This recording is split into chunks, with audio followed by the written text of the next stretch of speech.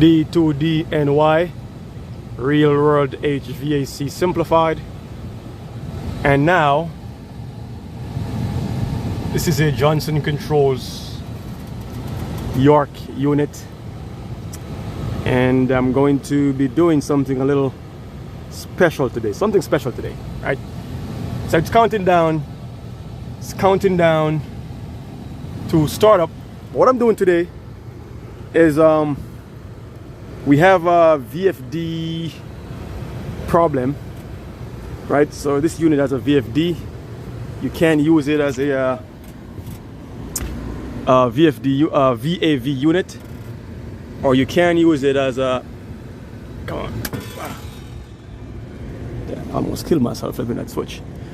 You can't use it as a standalone unit, right? It's like our constant volume or VAV unit. And if you're not new to my channel, you've seen this roof before. If you're new, welcome, right? So let me show you the VFD drive. Here's the VFD drive. This is factory, and this part is an expensive part, right? It's an expensive part, and it crapped out. It burnt. I don't think you can see that this thing is dead, but let me see if I can get some lights. Get some lights in here. Here we go. In there, you can see the burnt spot on the board in the back there. Yeah, so this thing is gone. It's fried. But it's an expensive part, right? It's an expensive part, and it controls this 20 horsepower motor. It says 20 horsepower on the tag right here, right? 20 horsepower, 20 HP. Yeah, right there, right? You see that? HP 20/15. Actually, so it's at 460 volts is 15 horsepower, and at 230 volts is 20 horsepower. All right. So, anyways, so yeah. So if you're not new to my channel, if you've been here before, I'm sure you have seen this roof before. I've done some videos up here, and if you're new, welcome once again. And so what I'm gonna do today, I'm gonna be putting in these starter. This is a 20 horsepower starter with overload. So this is the contactor section of it. Actually, no, this is the overload section of it. All right, is it?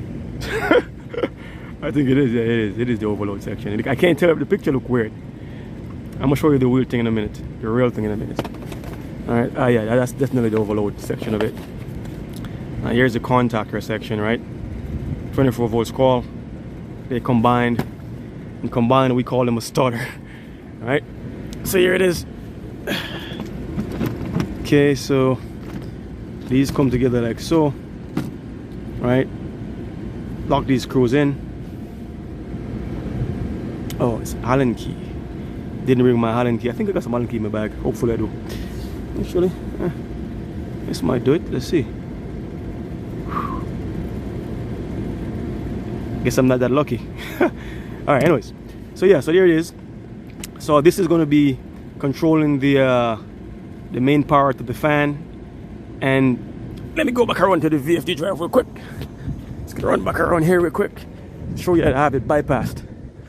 So it's bypassed, right? See these wire nuts right here? So it's the the main power is just coming in, and it's just shunted together. The wires are spliced brown to brown. It's just black and orange, whatever. Is it the power coming in, and then go back out to the motor. So these are the wires right here. They pass right up here. I mean, I could just take these out from here, really, and just put them in the pecker head. I might just do that. So get rid of the middleman, as opposed to having this splicer right here. I'll just take the power wire and just cut them short and go right into the pecker head of the motor, as opposed to going up here because it's no longer using the VFD. Because this unit has been, the customer is just using this for constant volume. It's just blown into a big warehouse. Like there's no VAVs in this, so we don't need a drive. The drive crapped out. It's like a $3,000 part. Installed, we're looking at $5,000. You know, so yeah, this is a 20 horsepower starter, and I'm going to be installing it today. I've already figured out how I'm going to do it. So if you can see my little marks on the schematic, so there is a fan overload right here. It's supposed to be normally closed. I'm going to use the contacts on the starter to replicate that. It says not using VFD units, obviously, but we're going to be using this as a non-VFD unit right now. So, and then here's where the fan, normally if you get a fan contactor, this is where it would leave the main control board. Is this one? I think so.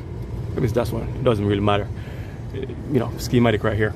Oh yeah, it's where it leaves the board here, and you can see the wire goes up. Well, not normally, if it wasn't a VFD option unit, it would go right here to 5M. And if you look on the legend, 5M says fan motor, right? So something like that, our indoor fan motor. Okay, that's what 5M says. So that wire leaves here, same wire goes up here, comes around, and it goes here. FR says fan relay, and you see how they're using the contacts from that relay to enable the VFD drive. That's what they're doing with that. So here's the relay. I marked the little FR beside of it, right? And you can see this is the terminal, and that's 450, the wire, which is this wire right here. Let me get out of there. Can I get out of there? Can I get out of there? If you can see that, get some light. See right there where it says fan. It's a bit difficult to get focused. Focused. Let me just pull this thing off. There we go. Now you can see it. Let me get focused now. See that? It says fan right there. Alright, fan, fan, fan. That's your supply fan, right? So that 460 wire comes out, and what that does, it you know, activates this relay, and then this relay, these two wires here, goes over to the drive to do its thing, which is these two wires up top here. Get back here, get my fucking hair. Which is these two wires up top right here. 195, 194, and they're red. I think this one here. Can we see that? I don't know. It's just a bit. Let's see. This one is 194, but nonetheless, I'm not going to be using those wires. I will be taking this. I'll be taking this. The 450 right here. No, the 450. I'll be taking the 450 and controlling my 24 volts out of that. I'm gonna go into my starter coil, and then back to this is ground. All right, and that's it. So then, you know, the controller will turn the starter on, and when it does that, it will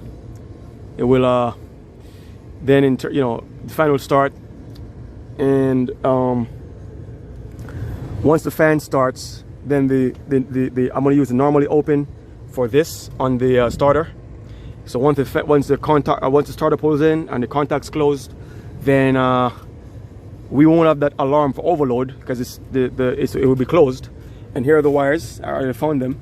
This more than likely, these more than likely goes to somewhere in the back there where it's jumped, where it's shunt, because, you know, I checked these and they're, you know, I got continuity with my meter.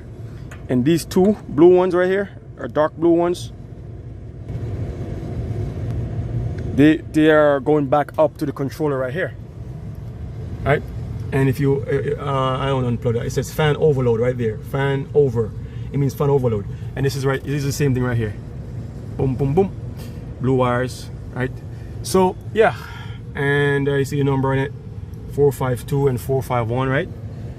So here you go, and blue wires. So yeah, that's what I'm gonna do. So I'm gonna come back with another clip once this thing is in the unit. Oh, so here's my power is off. Okay, great. So here's the power and the fuses that feeds power to the fan motor and the VFD drive in the back. So I'm just gonna put the starter right here. I'm gonna install the starter in this area.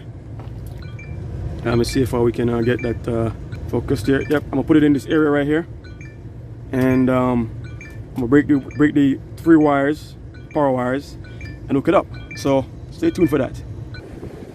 Okay, so I got it all screwed together. All right, comes together 2 pieces as one. The screws right here, I bolted them down, and you know, it's what you got.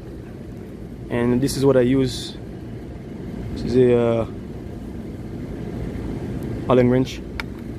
Boom, boom, boom, right here. Lock them in. Now for mounting this in the unit, typically this be mounted by a DIN rail, right? DIN rail mount right here. So you know, between this part right here, you could clamp it into the DIN rail. And if you're doing the contactor by itself, you'll use this side right here. So this will be the release. You know, you stick your screwdriver or something back here, or you know, or you just put this part in first on the DIN rail, if you know what a DIN rail is, and just, you know, slide it through. But and then, you know, if you got the starter assembly on it, then you have to mount it via the starter, because or unless you could probably use 2 pieces of DIN rail. But I think you'd have to use, if you're going to use one part, then it's going to be this part. But anyways, I'm not going to be using any DIN rail today, so my setup doesn't allow for that, or if it does, I don't have any. So I'm just going to push this piece out. You can push those out like so. It's a bit hard with my finger, but you can push them out, and you can push them all the way out. So you can use the screws. There you go. Come out. There you go. See? So now I can just use my put a couple of screws in there, and then there's another hole right here on the starter, plastic right there. So I just put a screw. It's not quite flush on this end, but it doesn't matter. I'll leave the screw, you know, up, you know, and it will work. One thing I want to show you, in order for you to get this screw in here, you see how this is in the way? You can just pop this up. It pops right off. And then you put your screw through.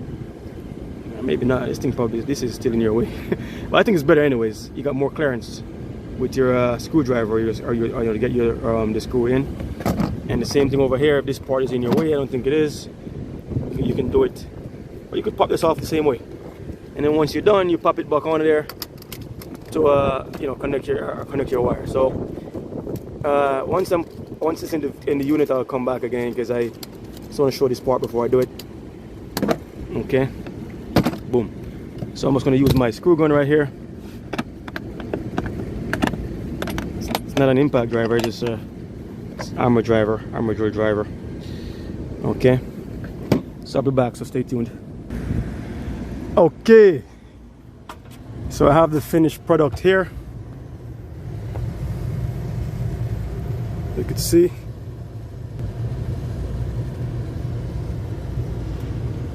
All right. So I have the overload wires and the normally open contact on the starter. And I have, this is the, I just took the wire from here, as discussed before. This is this wire right here, the 450 wire that goes to the relay up here. So it is 450 wire right here that goes up to this relay call, and that's the fan motor. If I go to Legend, that's for the fan motor or fan relay.